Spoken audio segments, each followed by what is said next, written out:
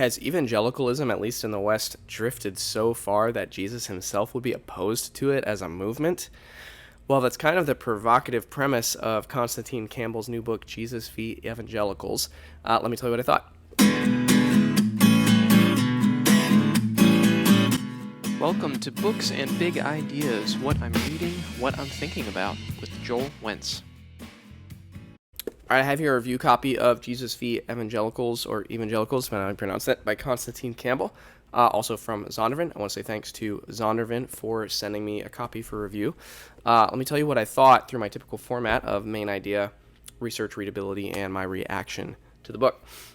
So the main idea of this book is essentially taking the evangelical movement as it stands, which that alone can be a little bit of a complicated term. I'll say more about that in a second. Take the evangelical movement as it stands, predominantly in America, especially America, but broadly in the West. Take evangelicalism, pit it against Jesus. Basically, that's a little bit flippant. More realistically, what he does is he kind of takes aspects of the culture of evangelicalism and pits them against Scripture. Serious scriptural challenges to what he sees as kind of cultural markers of evangelicalism writ large. And he does really zero in on particular words and teachings of Jesus specifically. So that title is apropos, Jesus v. Evangelicals. Pits them against each other and then uses it to leverage a significant critique of the movement of evangelicalism as a whole, as it stands. That's what the book's about. Now, the research behind it. So I was familiar with him, Campbell, by name before reading this. I had not read anything by him before. But he's a pretty serious New Testament scholar. Like, his previous publications have been, like, I would say weightier, scholarly in tone, commentaries, exegetical works, things like that. So it's interesting that, I'll say more about this in a second, but this is a super popularly written, in terms of style, publication book. So I don't think it fits stylistically in with his previous stuff from what I can tell. But the reason I'm saying all that is because he is a serious New Testament scholar, and so he brings, you can tell, there's a little bit of a interesting, not tension per se, but it's such a popularly written book that is constantly footnoted. There's a lot of footnotes. There's a lot of, especially in the New Testament stuff, the words of Christ, the Gospels, all of that.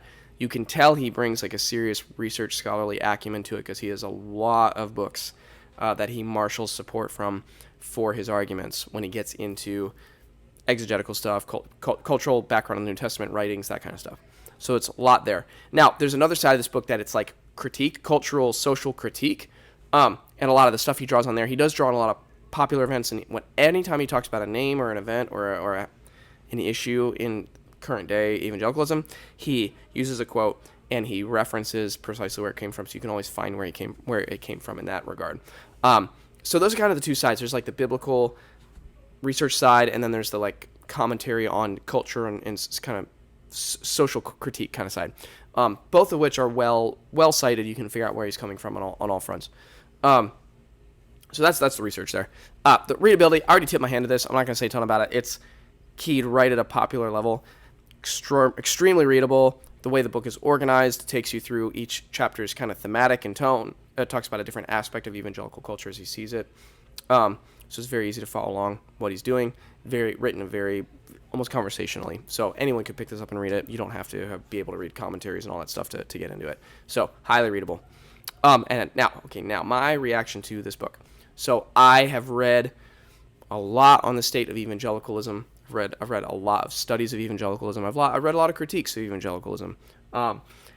I am coming at this. Part of the reason I was interested in this book is because I'm a Christian pastor in what's culturally evangelical space, and I still don't know what to do about that term. I still don't know whether or not to claim it as an act of rebellion to what I see happening more broadly, or to just chuck it and not even try to hold on to it. So I was interested to see where he would be coming from on that in this book. That was my interest in it. And so okay, let me step you through. My reaction's a little bit complicated here. I'll step you through it. I'll say in the first couple chapters, I read about 2 or 3 chapters into this book, I thought, oh no, I don't think I'm going to like this very much. I did not have a positive reaction to it initially. And that's largely because, to be completely fair, I don't know if this would be representative of other readers. frankly, I kind of thought, well, this is all stuff I've thought about already. Like the first chapter is one on the politicization of evangelicalism, for example. Then I think the next chapter is on like tribal and us versus them stuff. And I just read a lot of that stuff already, and it felt to me, those first early chapters felt just like a retread of stuff that I've already wrestled with like full book length publications on those topics. And so I thought, I'm not really sure what, aside from maybe putting these topics next to each other in a book that's conversational, I wasn't really sure what this book was doing that was different in terms of leveling critiques in those areas. So I have to admit, I did not initially think I was going to like this book. However, I will say, by the end, he won me over. There's a few specific things that I want to say about how that happened. First of all, I think he does a pretty good job. He breaks apart the definition of evangelical into theological evangelicals, cultural evangelicals, and political evangelicals. I don't see as many people breaking apart the cultural and political kind of subgroups of evangelicals in our culture today, which I thought was really helpful, a helpful distinction. And so he does that to try to make his case for why he's just going to use the broad term evangelical. And this is the thing, all these books get tripped up on whether or not to use the term evangelical. It's none of them have done a like home run grand slam case for using that term, in my view, but I think he does a good job at trying to nuance those definitions, and then he just uses the term simply for the entirety of the book. But I liked the way he at least tried to do that. So I thought that was helpful. I would consider myself a theological evangelical, and really not either of the other two very much. Maybe a little bit of the cultural side, not at all politically. But it still gets hard to critique the entire movement when those three camps feel different. But that's kind of part of his point in even writing the book, that in itself is kind of a problem. So I liked all that. I thought it was provocative in a good way. Despite my misgivings with the early chapters then, I thought he had some really great chapters later in the book. And in particular, there's a pretty strong memoir element in this book because he's personally has a lot of personal experience in the evangelical world. And as he talks very openly, he went through a very painful divorce. And there's a whole chapter on how evangelicals treat people who've gone through divorce. And I thought that was one of the best chapters in the book, and he just knocked that argument out of the park. I think that evangelicals broadly, including all those three camps, have a major problem there, and he brought that into this book in a way that I haven't seen many other people do. So that was really helpful. He also has a chapter on one of the best chapters on the megachurch movement and platform and celebrity. And Caitlin Beatty's book is great, but this chapter in particular is very, very, very good. And so by the end of the book, as he gets more into some of that stuff, when he gets into really precise research, like in the megachurch chapter, he does really precise research on specific people and platforms and events that have happened. And it's very clear, very carefully argued, and it does not read like he's just kind of stream of consciousness thinking about critiques he has, which I felt a little bit maybe in the earlier chapters. However, those chapters start to move in a really, really strong direction. I thought that he did a great job with those. And the way those start to layer on top of each other really do start to paint a picture of a deeply troubled movement. Deeply, deeply troubled.